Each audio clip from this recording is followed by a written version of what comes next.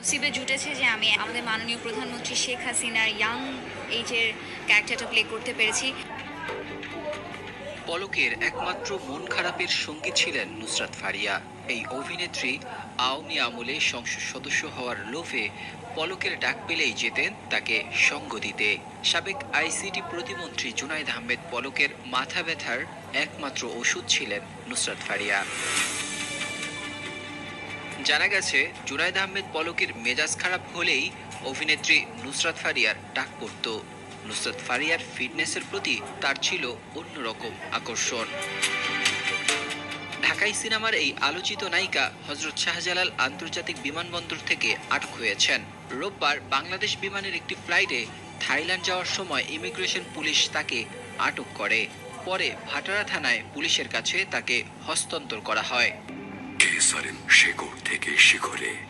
একটি সূত্র বলছে, পলকের সহায়তায় নুসরাত ফারিয়া শেখ মুজিবুর রহমানের বায়োপিক মুজিব একটি জাতির রূপকার সিনেমায় শেখ হাসিনার চরিত্রে অভিনয় করার সুযোগ পান, যা তার কেরিয়ারের অন্যতম অর্জন। এর পাশাপাশি গুঞ্জন রয়েছে যে পলকের সহযোগিতায় নুসরাত ফারিয়া আওয়ামী লীগের প্রভাবশালী নেতাদের সাথে ওঠা বসা করতেন। নুসরাত ফারিয়া কখনো কখনো খোলামেলা পোশাকে অভিনয়ের জন্য নেটিজেনদের কাছে সমালোচনার মুখে পড়লেও তার কেরিয়ারে এই সম্পর্কের প্রভাব সুস্পষ্টভাবে দেখা যায়। পলকের সঙ্গে তার সম্পর্ক যে তার ক্যারিয়ারকে এক নতুন উচ্চতায় নিয়ে গেছে তা কোনোভাবেই অস্বীকার করা যায় না। তবে এসব গুঞ্জন এখনও অস্বীকৃত। হাসিনা পালানোর পর নুসরাত ফারিয়া সামাজিকভাবে চাপে পড়েছিলেন। একথা তিনি একটি অনলাইন প্রোগ্রামে নিজেই বলেছিলেন।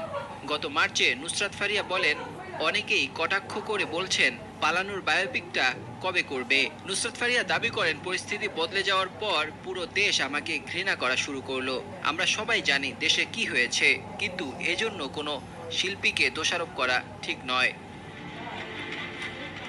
হাসিনা পালানোর পরই একবার জাপানে গিয়েছিলেন নুসরাত ফারিয়া। সে সময় জাপান দূতাবাসের ফেসবুক পেজে তার একটি ছবি আপলোড করে অভিনন্দন জানানো হয়েছিল।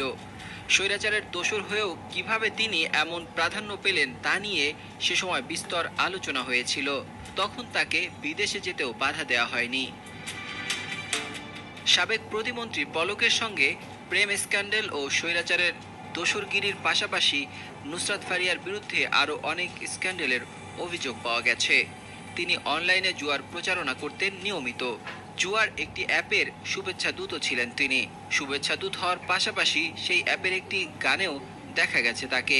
গানে গানে জুয়ার প্রচারণা চালিয়েছেন নুসরাত ফারিয়া।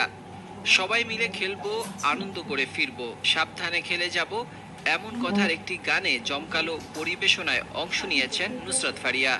গানের শেষ অংশে তাকে বলতে দেখা যায়, প্রতিষ্ঠানটির সঙ্গে আমি ভীষণ রোমাঞ্চিত। Desk report,